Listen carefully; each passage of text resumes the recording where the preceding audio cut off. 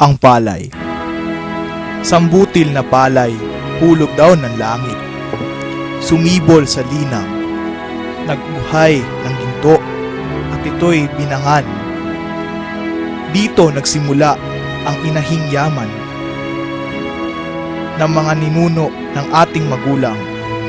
Kaya masasabing Diyos ang nag-alay ng palay sa ating inang lalawigan. Saka ngayoy, tayo ang palay ng Diyos ng katalagahan. Butil ng pag-asang sama-sama ngayon sa iisang buhay. Pag-ibig. Ang ibig sabihin ay pagkakaisa at pagbabagong buhay.